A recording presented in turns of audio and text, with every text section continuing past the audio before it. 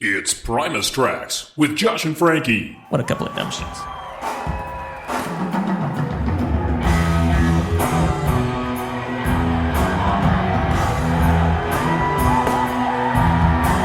She has photographed and written articles about live performances by numerous excellent acts in the Bay Area, including, of course, our beloved Primus. You can find her captivating work at egohrphoto.com and at egohrphoto on Instagram and Facebook. That spelling is E-G-O-H-R photo.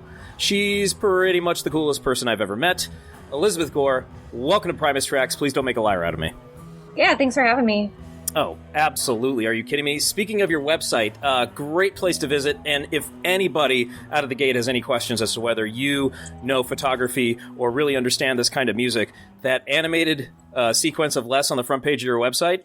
Yeah, I've been getting into making a lot of GIFs lately with my photos, and that has been really fun. So there's a little section on there that has those moving pictures in a sense. Yeah. Well, what a great guy to start with. Or at least experiment with, I would say, because he's quite an animated person. Oh, yeah, definitely. He's been an awesome subject to photograph, for sure. I guess that's where I'd like to start with this idea that you're photographing Primus and Les Claypool and all these other, and I'm just going to go down this list because Primus, Claypool, Sleep, Ohm, Tool, Mike Patton, Melvins, Secret Chiefs 3, Earthless, Buckethead, Dead Meadow, Adrian Belew, Merv, Vic Wooten, The Sword, Rust in Circles, and that's not even all of them. But it's like you've been reading my diary. I mean, how did you get hooked into such a scene? That list is essentially a who's who of my favorite acts, too. So how'd you get hooked into awesome. This? Yeah, I definitely aim to shoot the bands I like. You know, I have a pretty strong opinion in music, and all these bands stand out to me. So luckily with SF Sonic that I've been shooting for, I'm able to sign up for the shows that I want to shoot, and I'm not assigned to bands that I don't like. So everything I capture is something that I personally love as well. Oh, wow. So you're hooked into did you say SF Sonic? Is that what you said? Yeah, that was just an outlet for my journalism aspect, you know, to take place and write reviews to go along with my photos and have them published. Oh, okay. Now, is this an endeavor that you were hooked up with or something that you helped run? Yeah, no, it's just something I hooked up with about 5 years ago. And then, it was just something cool to be a part of and then to be able to have access to shooting shows a lot easier. Because the publicist would sign me up for the shows, so it was easier to get that pass, you know, without doing all the extra legwork. Oh, as opposed to being a freelance or something? Is that what you're talking about? Well, yeah, just like reaching out directly, you know, for the pass, you know. So, yeah, it was just an easier way. And it's, you know, more professional, too, to have that layout for people to view your photos and read about the show, which is also cool in a sense. Oh, for sure. And speaking of that, your show reviews or your articles about these shows, you clearly do know the music too. And I want to kind of get into how that maybe factors into your choices that you make when you're photographing live. But you had mentioned before we started that this was kind of a side thing for you and something that you enjoy. So how did you get into this in the first place? And boy, oh boy, man, did you hit the jackpot? Yeah, I mean, I started pretty young. I moved to San Francisco when I was 18 to study photography at the Academy of Art University. And from there, like, I already had a passion for live music very young. And it was kind of just a matter of fusing my passions into one of, you know, being in San Francisco and shooting photography and then going to all these shows. You know, I was hooked on bringing my camera with me. And I started out with like a point and shoot camera, but it would always lead to super blurry shots and it was really frustrating. So it just kind of got me, you know, into wanting to capture the clarity in the chaos. I love that idea, the clarity and the chaos, those two competing ideas. Yeah. So instead of having a point and shoot camera, you have professional equipment and you are much closer, I imagine, to the people that you're trying to photograph, and you don't have that annoying crowd in your way. So, what are some of those key differences for you? Because you're also at a live music show, so and you're clearly a Primus fan. So, I guess what I'm asking is, how are you able to not just start bopping along with the show and forget that you're there for a specific purpose? Well, I mean, you are entitled to only 3 songs in front of the barricade. Okay. And that's like a time limit, you know, so it's like get what you can in that amount of time and then go back and enjoy the show from your seat or your spot or wherever. But yeah, it's hard not to be up front. And, I still kind of try to rock out a little bit here, like in between my shots, if anything, because it's like such a thrill to be up there during that moment in time. But yeah, there's that balance for sure of having that aspect of being professional and then going and being a fan. Yeah. So you talked about a 3-song limit. How is that enforced? I assume that's part of the agreement when you get your pass. And I assume you want to be invited back, so you're honoring that. So how do you pick your spots? You just kind of work with the space available. It's kind of different every time, and it's definitely pretty chaotic up front, especially with like the security around you as well.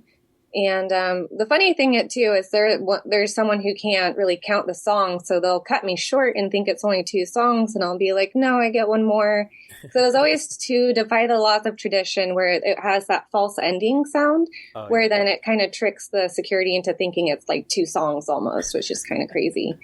But yeah, no, it's definitely nice to have that amount of time. I've even shot some bands before where they even limit it to 1 song or even 2 songs.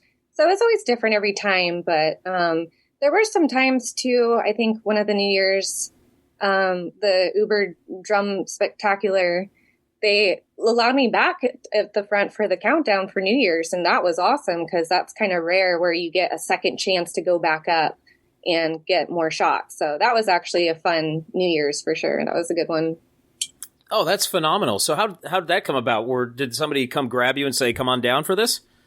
I forget. I think I just heard from maybe another photographer or from like the situation. I mean, I always like talk to security just to like be on board as to like the regulations and what's going on. So yeah. I mean, you always get to go for like the opening bands too, and you always get to do that as well. So it was like a second set type of thing, and second sets sometimes allow you another 3 songs, which is cool. Okay, so you get it sounds like you can get a lot of opportunity out of the pass. So I guess my follow up, and I'll give you a piece of free advice, but I'm sure you already know this. Make sure you get down there for American Life because it's always like 12 minutes. Oh, yeah. Well, actually, that's the tricky part, too, is if it's a long song, then it's only 1 song. Like for the band Sleep, one of their songs is like 17 minutes. So they're like, that's all you get. Like it's either a time limit or a song limit. Oh, so other than that, it's probably like 15 minutes or so.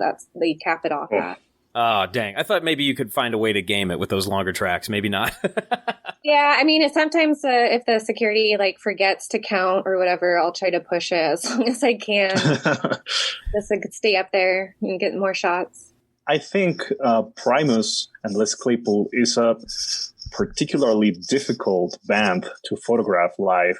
Les hates stage lighting, so most of the time they're in the dark. But you've still managed to take some really incredible shots of Les. So I asked another photographer how he managed to get good photos of Les, and he told me that he just went to the shows not expecting anything, and just letting the shots come through. What is it like for you when you go to a Primus show? Do you arrive with 0 expectations as well, or I mean, how do you manage to get these really clear and really incredible shots of such a difficult live act? Well, I definitely always approach the show with the same mentality, as far as that goes, because regardless, you always have to adapt to the lighting situation and the layout and everybody, because they always switch, sides, and you want to plan ahead, like where you want to start. But yeah, no, Les is definitely super tricky to shoot. And it's been a big challenge because I noticed that pattern, and it's funny after the first 3 songs, and then I go back and all of a sudden it's like lit up and super bright and like beautiful, and I'm like, damn, why couldn't they do that for those first 3? So I feel like it is like an intentional factor as well, having it super dark or having his body lit but not his face. But yeah, it's just a matter of being ready for whatever you're thrown at. Basically, I like to be prepared with like a stool, so you can get higher up above the stage and see better. Because there's definitely like the monitors are really high, and he has like, a fan and different stuff going on. So it's really tricky to get that good angle. And it's really a matter of patience as well, and just kind of waiting for your opportunity when like the light finally hits them for like that split second. It's just like you got to just be on your toes for moments like that.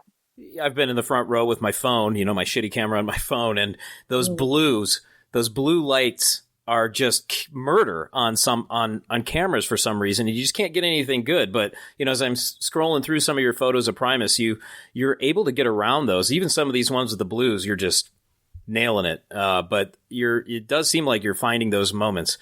I guess a follow-up is, Les is pretty hard to photograph, but why is it that Larry Lalonde is just so dreamy in every single picture I see? He's actually really hard to shoot as well. Like he moves so fast all the time. Like he does not sit still. So he's actually kind of a tricky one to capture, for that sense. And you got to like work with the way he moves and rocks out to the music. But yeah, I think in general, like he's, a photogenic guy, I'd say. He's regarded as the dreamy one for a reason, I guess. It's a good way to put it. Yeah. And I also noticed you had some outdoor shots, so that must have been a good day. Oh, yeah. That definitely makes for like prime lighting where you can have like super clear shots, no obstructions too much. But yeah, there's very few of those. I think that was at a festival when I shot that one.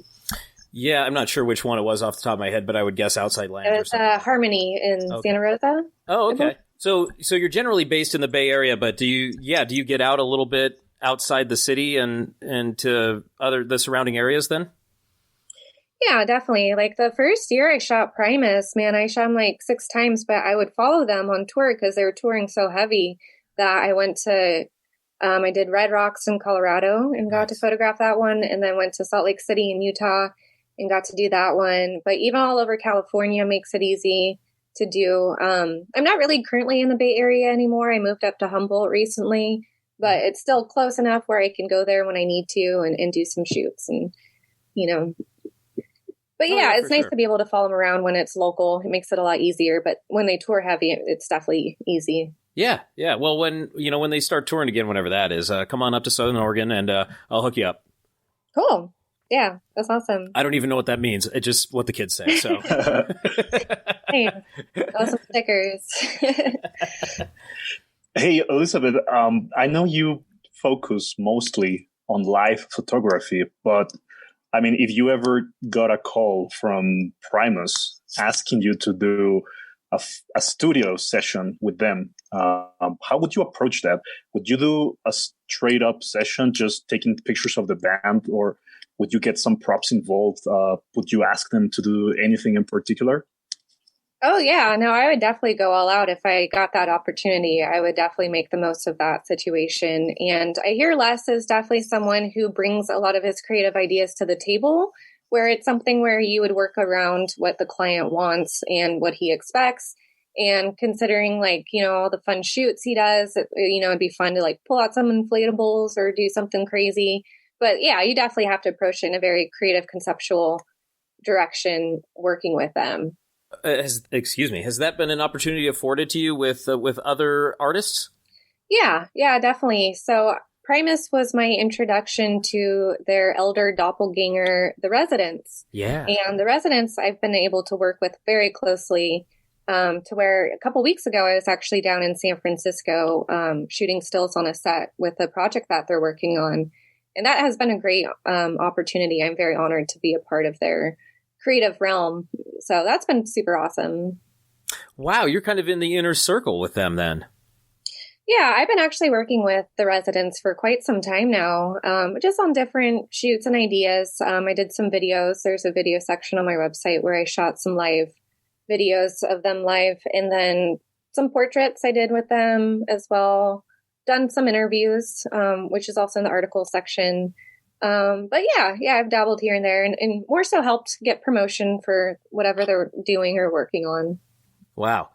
I'm sure that, of course, there are some limitations on what you can talk about around them because they're so secretive. But yes, I would imagine that working with them, though, they've been around for so long, or at least some of them have been around for so long, that they just must be consummate pros, at least in a musical sense and just in a business sense. Yeah, they're a huge inspiration to so many people and for generations too, for it to be Les's inspiration and, it just, it keeps going down the ladder of just how much doors it opens for people, how many minds it blows every time. It's definitely life experience, but they're constantly bringing so much to the table and different ideas. And it's just so creative and conceptual, like everything they do. It's like a whole different thing every time. So it's just amazing to see what they're going to do next, Yeah.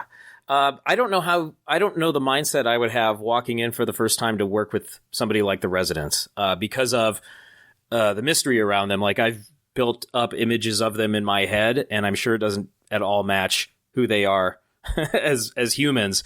So I'm curious about that idea and how you approach that.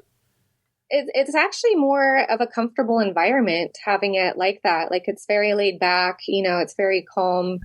But yeah, it's just so humble and down to earth. You couldn't ask for, a better group to work with.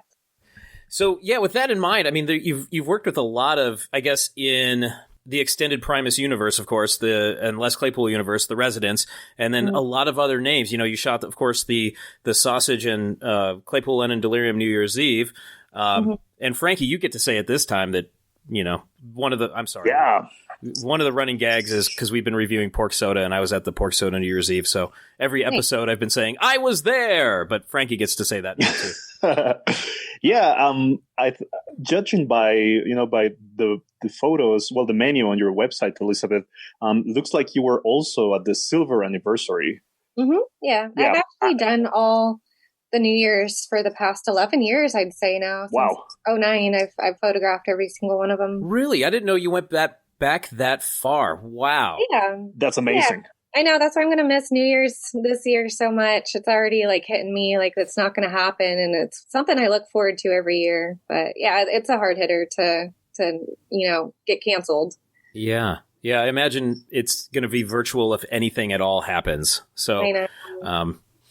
Yeah, man. So, yeah, 11 in a row, 12 in a row. So, I guess what are some standout moments? I don't like asking about favorites because, but like when you think about shooting 10, 11, 12 New Year's Eve shows in a row, what are some things that jump out to you?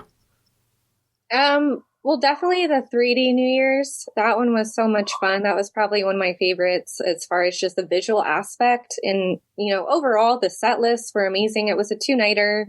And they only kept one song the same for both nights, which was Electric Funeral, covered by Black Sabbath. So right. You could only imagine how incredible those 2 nights were to be 3D too, which is awesome. Yeah. But yeah, every New Year's is so special in its own way. Like, I was there for like the Wonka debut, and that one was amazing. Like, that was a surprise. Like, no one knew it was coming, when they opened the curtains, and it was awesome to see that. But yeah, the Pork Soda one was pretty epic, all of them were pretty amazing, but my favorites were when Danny Carey was there. He was there twice for 2 different times, and when they all collaborated, that was it for me. Like, I'm a huge Tool fan and Danny Carey fan, and to have him on stage with Tim, Alexander, and Les, it's just amazing to see that. Oh yeah, absolutely. The meeting of the men of power, I guess. So like, in getting Danny in the mix too, for sure. Yeah. So that's so funny because I'm a Pedestrian Tool fan. Like, they're cool. I'll listen to them, but I don't go out of my way a lot. And of course I love Primus, and I used to work with a guy who was just obsessed with Tool and barely tolerated Primus. So if you put us together, we were a pretty, some of those shows would like, okay, it works out. So one of us could go nuts if we wanted to, and the other one could just be like, I guess I'm driving. So But you named a bunch of shows where I can once again say I was there, because that 2012, that 2-night run, I was there on night 1. I don't know why I didn't make it to night 2. Anyhow, but that was a really nice one, that 3D show, and that Wonka show. So you didn't get any. I assume maybe you didn't get any preview then. So when that curtain opened and everybody saw it, and there was that collective whoa, you were in on that too. Yeah. Oh, yeah, definitely. Yeah. I was kind of late to the barricade, honestly. So it's like running up there like, oh, shit, what's happening? It's just like such a surprise and just so exciting all at the same time. But yeah, that was awesome. That was a fun one. Yeah. Well, it's really cool that the people that are shooting it and getting stills for articles and what have you and video and everything, that it's a surprise to them, too. So everybody gets to enjoy that. I don't know that in your role, I mean, are you seeing things I don't suppose you're around for sound check or anything, so I guess you're not seeing things that would be out of the ordinary for an attendee. No, not too much. Yeah. You know, just take things as they come. Yeah.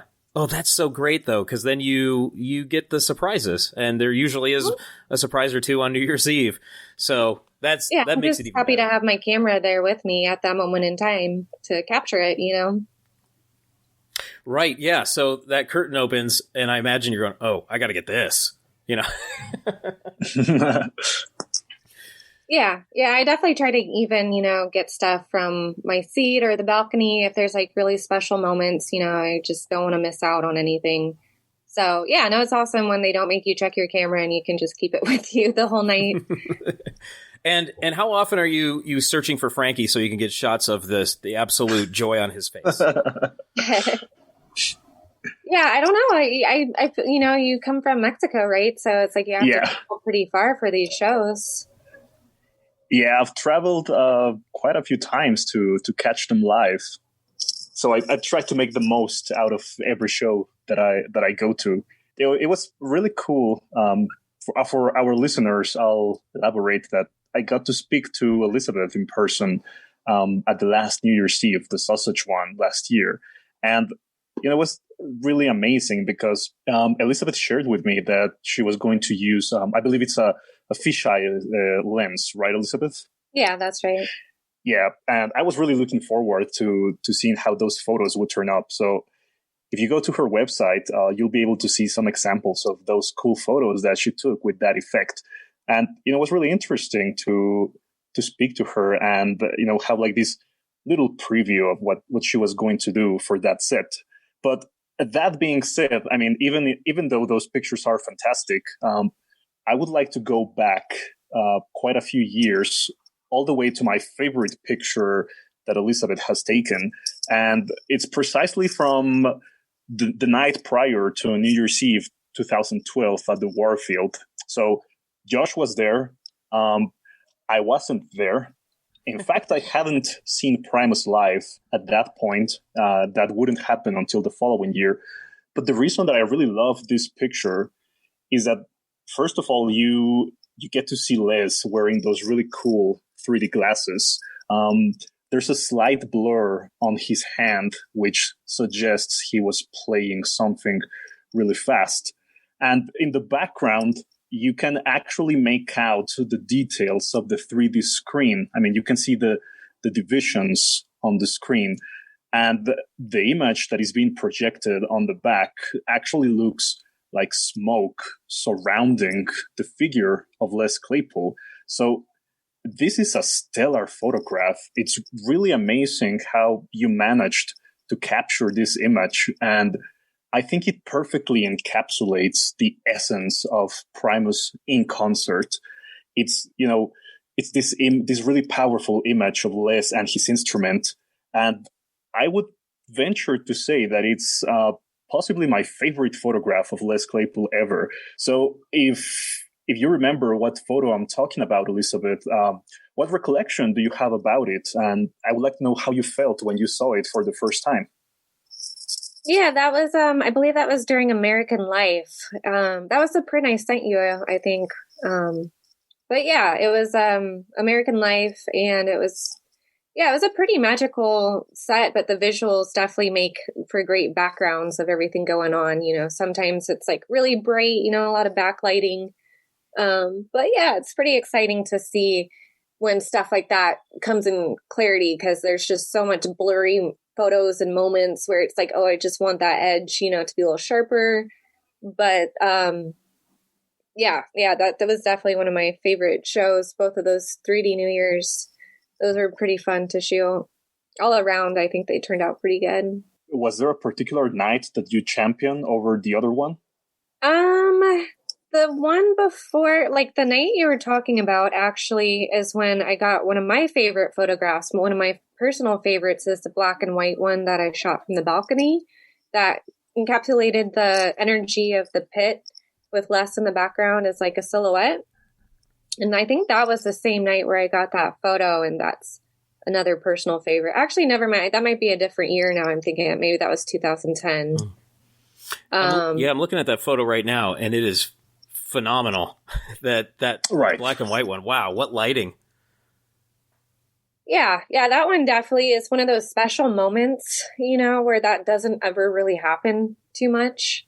And I was pretty stoked. Someone actually got a tattoo of Les's silhouette on his arm.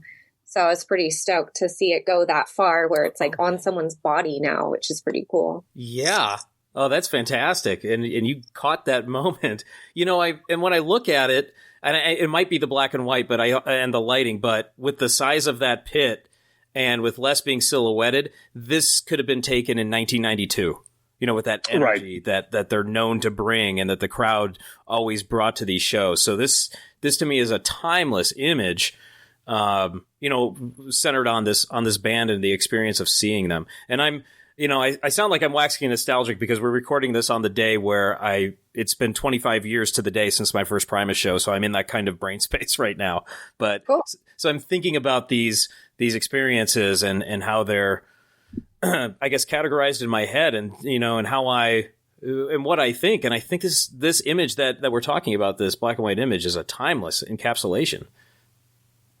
Yeah, I'm glad that one turned out. And it's definitely cool to have it from that angle as well, so you can kind of get the feel for like a bird's eye view of the whole scene, and like what's going on. And I think that was taken during those damn blue collared tweakers, right when the pit erupts. Yeah, that's so. Yeah, it's kind of fun to remember the songs as to when they were taken, specifically.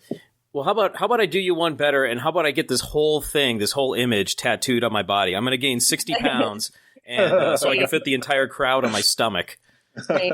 That'd be sweet. That'd be awesome. All right. I'm doing this for you. This is, like those, there's this thing going around. There are a lot of things going around the internet, but there's the ones, the photographs that look like accidental Renaissance paintings. This, for some reason, is, I don't know. For some reason, I'm making that association. Like it's one of those, with just all the gesturing that a lot of people are doing and just the action happening. It's really great.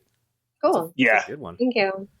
Well, I don't have a tattoo, but I do have a print of my favorite image, and Elizabeth was really kind to send it to me with a lovely message on the back, and it arrived to me in perfect condition, and it takes pride of place in my home. So for all our listeners, if there is a particular image that you find stunning, I believe they are available to be purchased as prints. Right, Elizabeth?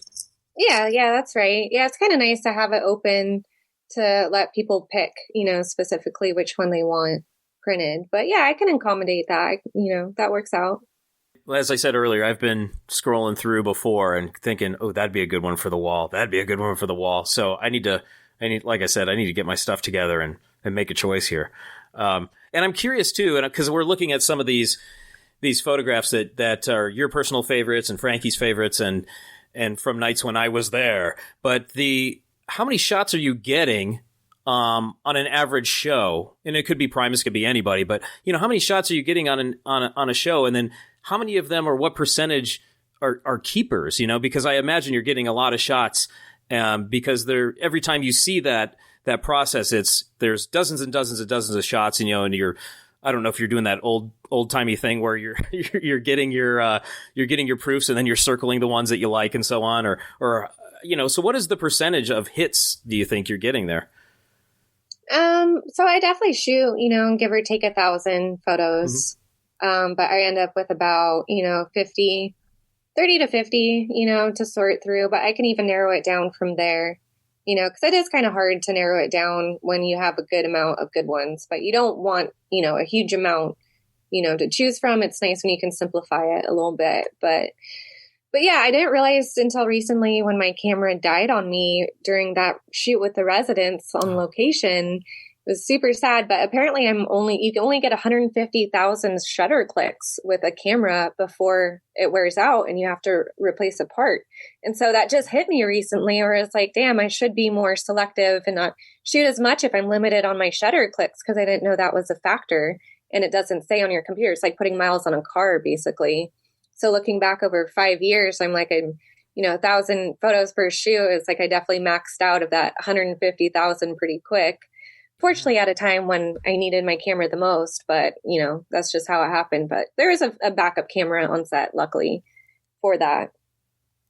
But now I take into consideration, like how many, like I should, not go, click happy and take too many photos. Like I should probably just like keep it more limited, if anything.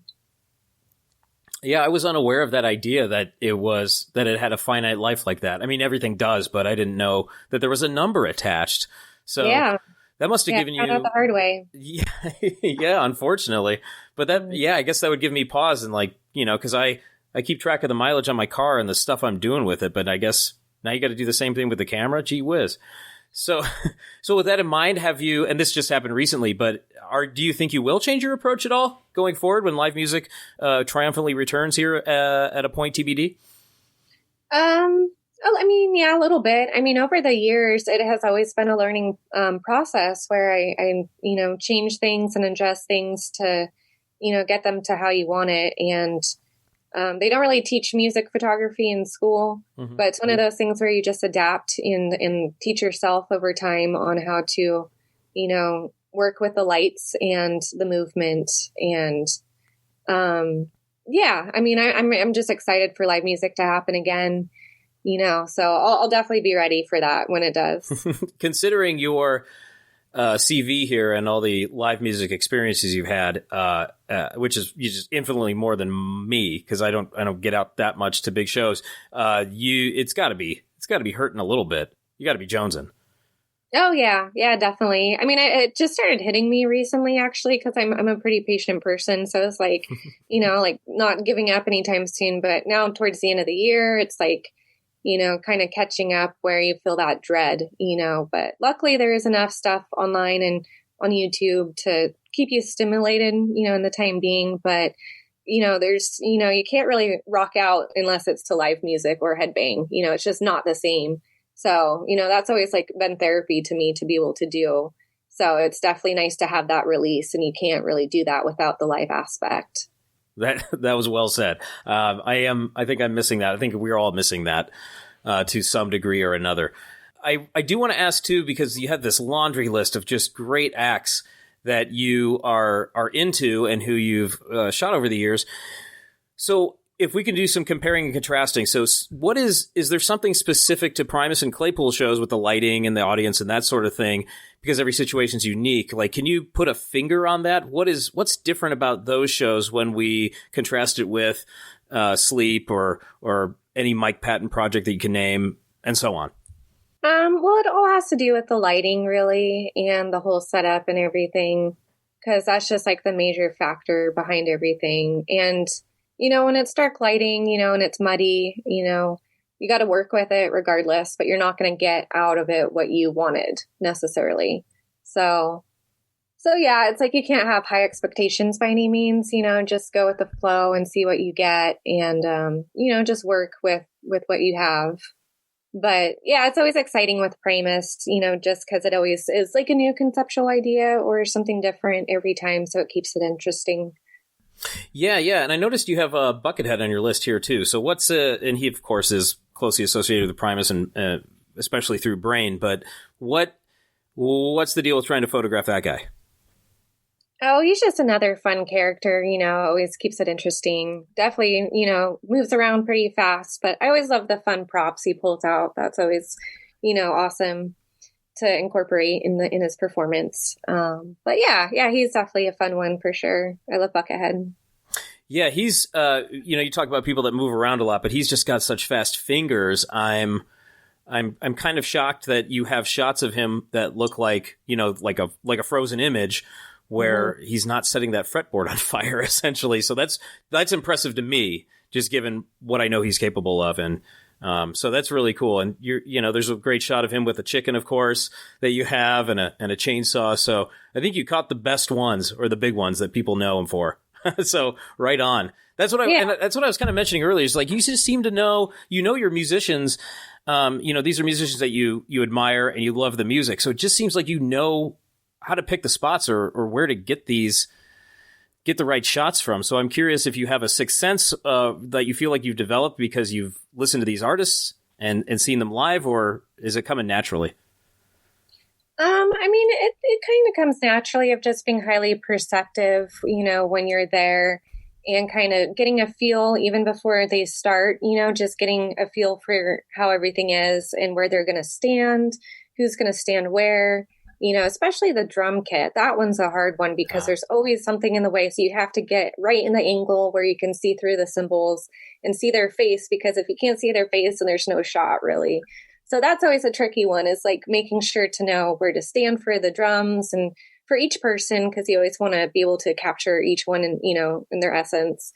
So yeah, it's just kind of knowing the lights and the shadows and, reflections, like anything, any highlights or anything.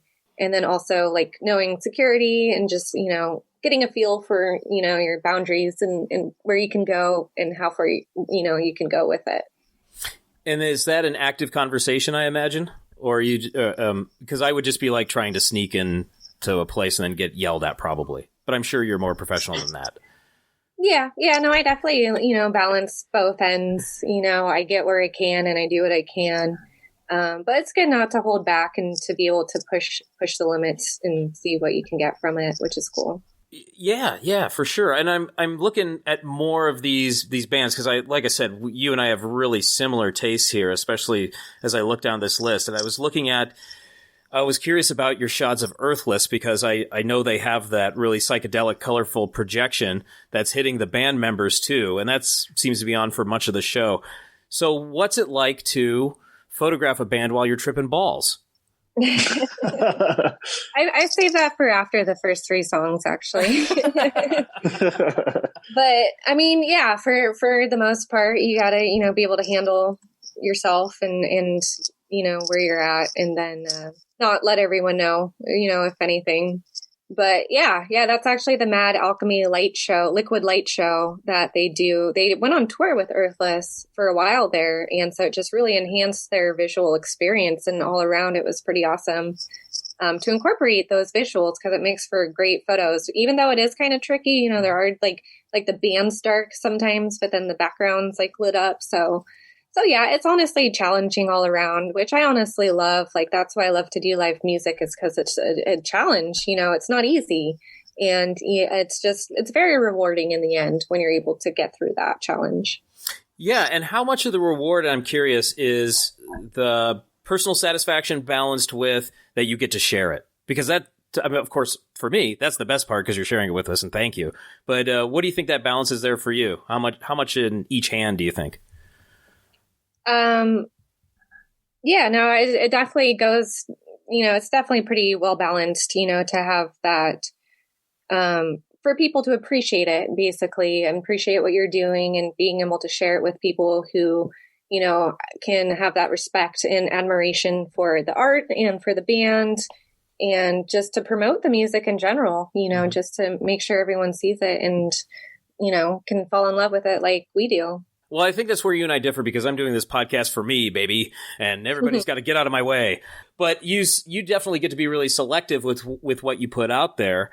And that kind of ties back to that idea of, what percentage of photos are you sharing? And you seem to be really selective.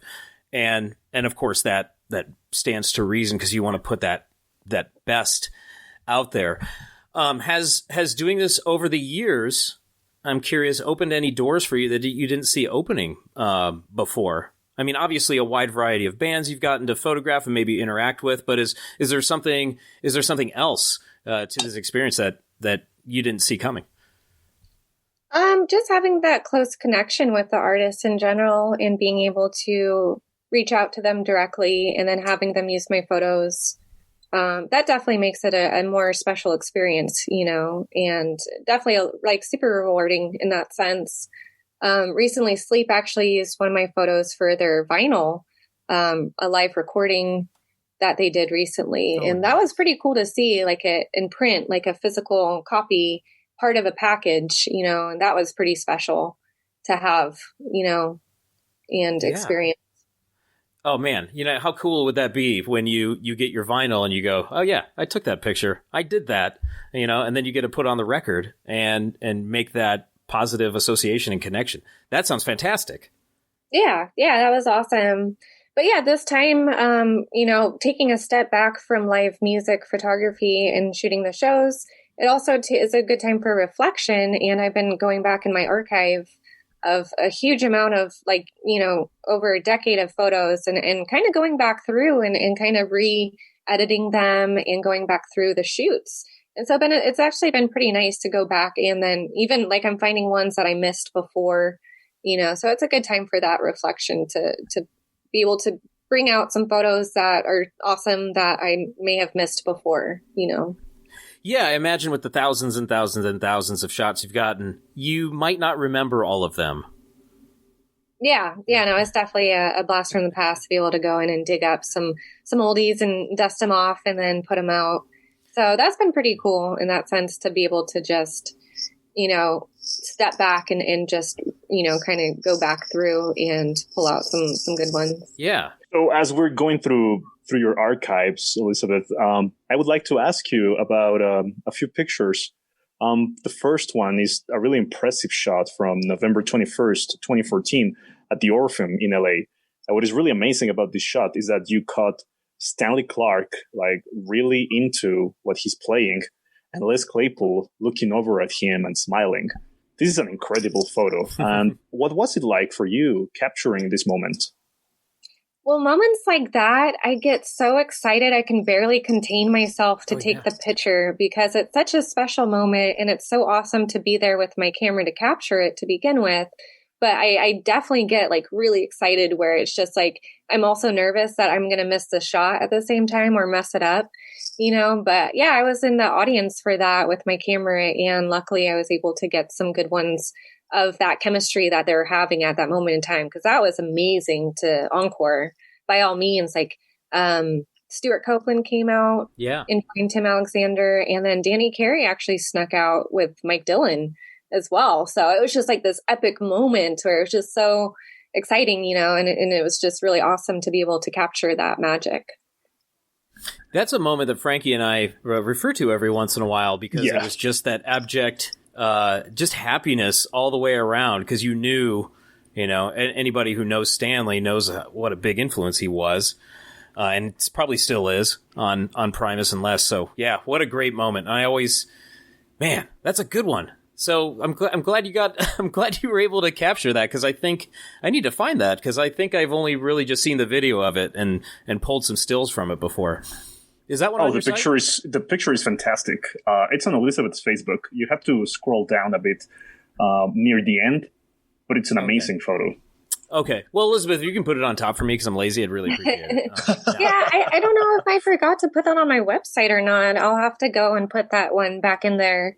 Cause yeah, like I said, there's just so many photos. It's hard to keep up. I'm just going to have this huge page, I'm trying to limit it, but it's really hard to when you got just a ton of great shots to show.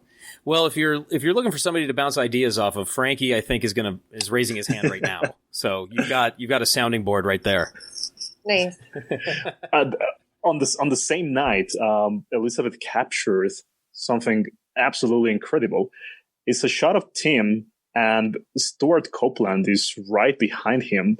But the thing about this photo is that you kind of forget that Stuart is there because Tim is smiling, a really wide grin on his face.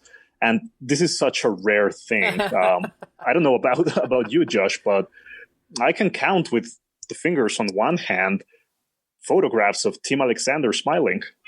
Did you get that one shopped? Did you Photoshop that one, Elizabeth? No, definitely not.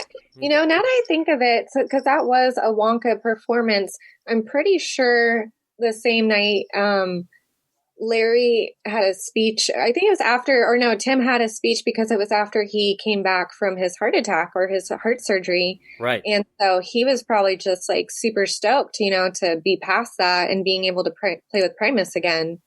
Because he was absent there for a while, but I'm pretty sure that was after that where he had that second wind in him to come back and rock it pretty hard. Right, yeah. Well, the one thing I remember from that night, that Wonka night, is he was the first one on stage, and I'm sure that was by design.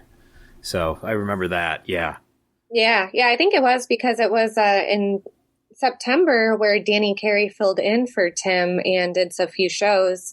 And I actually flew out to Colorado because I had to see this. Danny Carey filling in for Tim was super awesome, even though there was a lot of, mess ups because I don't think they practiced that much. Right. But it was still amazing to see them all together, like Danny part of Primus. But yeah, so I think that was when Tim came back in November to do that. So yeah, I had a cool photo of him. Tim was talking and then Larry came up behind him and gave the bunny ears. Oh yeah. Yeah, I got one of those that moment. So that was pretty funny, but he definitely had a good heartfelt speech. I had this conversation with Josh previously, regarding Danny Carey filling in for Tim.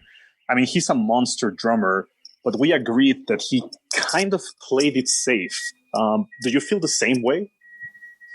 Yeah, he definitely seemed, a bit confused with the layout of, how intricate all the different rhythms are because he's an incredible drummer, but it's definitely a different technical thing going on with Primus that he probably wasn't used to necessarily, but he still did a great job. Like he nailed it regardless. And it was even cooler because then he came back the following year to do the Uber Drum Extravaganza with Tim Alexander. And they were both on stage with their kits side by side, which was super awesome to see. And they had that drum off doing Moby Dick for New Year's Countdown. Right. And that was awesome because you can tell he warmed up to the Primus after that. And I think it was 2017 was when he came out during Southbound Pachyderm.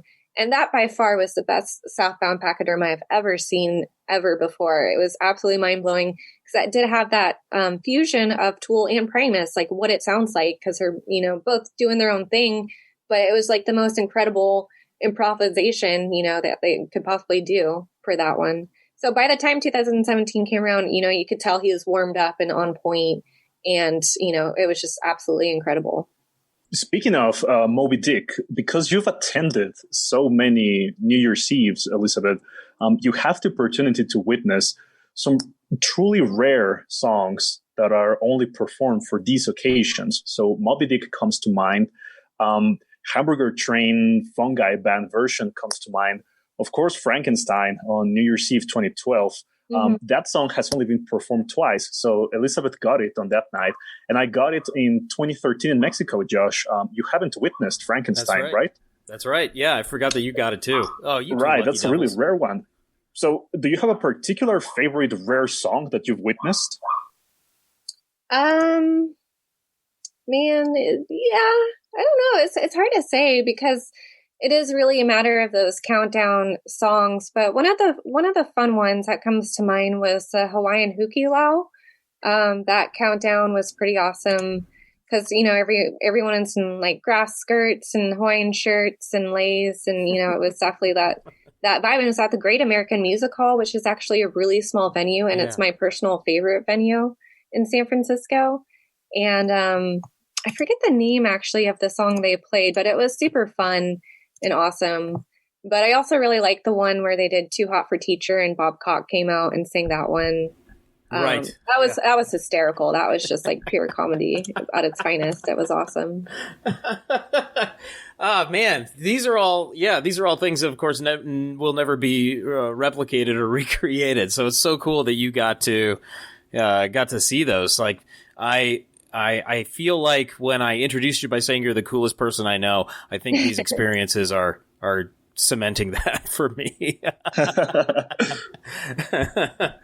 Wow. Gee whiz. I mean, I'm just curious, do you think you'll continue doing this for a while? Oh yeah, for sure. I'm definitely not ready to surrender at any point in time. I definitely, I would love to do this and I love, to go as long as I can and continue to work, in this field and even, take it farther, by any means, take it wherever I can, see what happens. I think we haven't asked you about Nick Mason. What was that like for you? Oh, that was amazing. Yeah, I love Nick Mason. I love Pink Floyd. And that was awesome to see. I'm so happy he did that. And he came around with that tour. And it was a beautiful performance. And the photos turned out great. It was really good lighting. I actually had a Zoom camera. I was like super far in the back for that show because it was a seated show.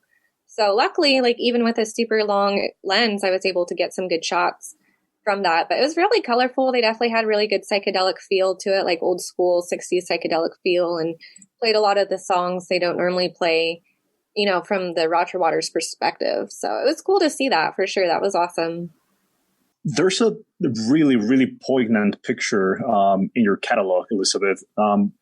It's New Year's Eve 2010, Primus at the Fox Theater. It's really amazing because you caught Les sideways, probably looking up at the screen, and the light is hitting right behind his face. Oh, yeah. And yeah, this is an absolutely phenomenal picture. What do you think about this one? Yeah, that one is awesome. How, it's nice when the light rays can time up or, be an awesome backlighting effect, for those moments. Because they happen so fast, and it's just a matter of you getting it or not, and so when you get it, it's like super awesome to have that where it just looks great all around. Yeah. This one, I grew up Catholic and I'm still recovering from it, but this reminds me of this should be in stained glass because this is somebody being shined on by the divine or something is what it reminds me of for some reason. But it really has that countenance to it with that lighting around Les's face. So that's where it's taking me for some reason. And I guess I'm going to go pray for a little bit. So Frankie, can you take over?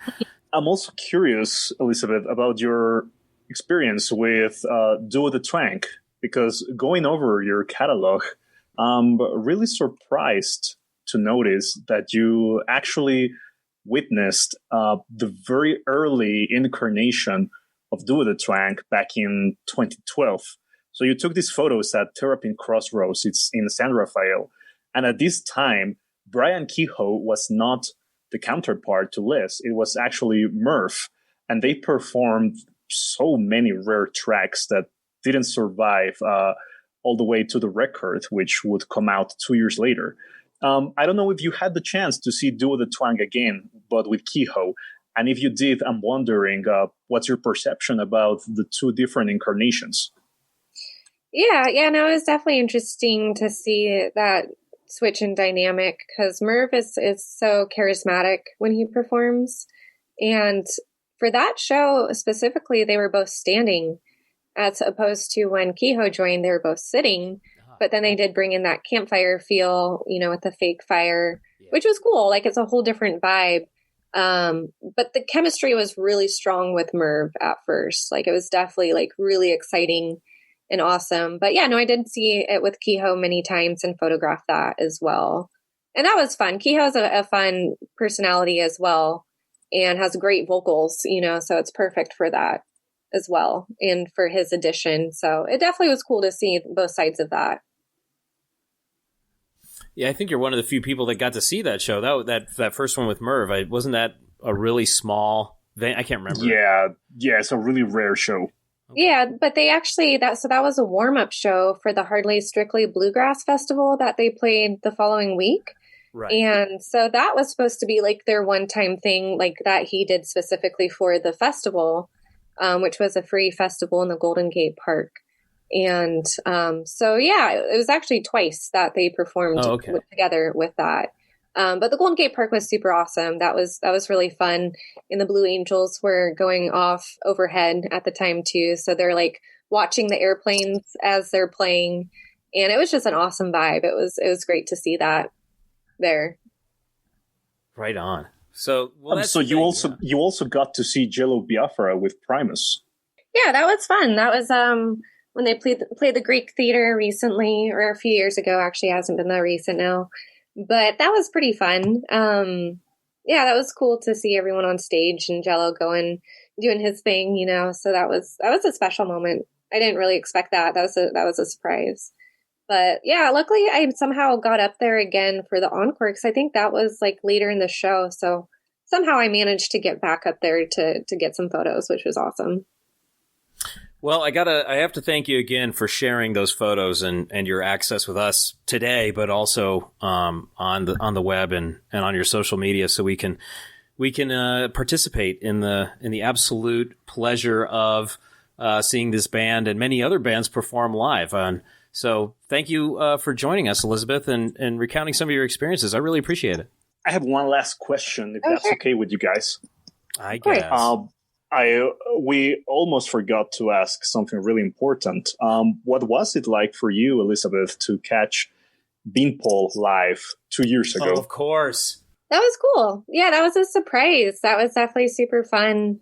It's nice to always incorporate, the quirky openers, but that was a special thing for sure. But it was definitely like, I didn't know what to expect, going into it.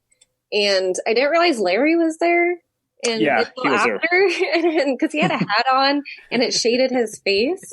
And so, like, as I was leaving the barricade, I was like, oh shit, that's Larry. Like, I didn't even realize that, he was there the whole time. But yeah, no, I love Bob Cock. And that was pretty fun for sure. That was cool.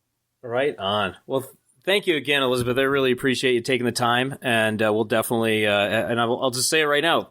Everybody at Igor Photo on Instagram and Facebook, igorphoto.com. You will not regret checking these collections out. And contact and grab yourself a print while you're there. Oh, without a doubt. Thanks again, Elizabeth. Really appreciate it. Yeah, awesome. Thanks. I'm happy to be a part of this awesome podcast. Thank you so much, Elizabeth.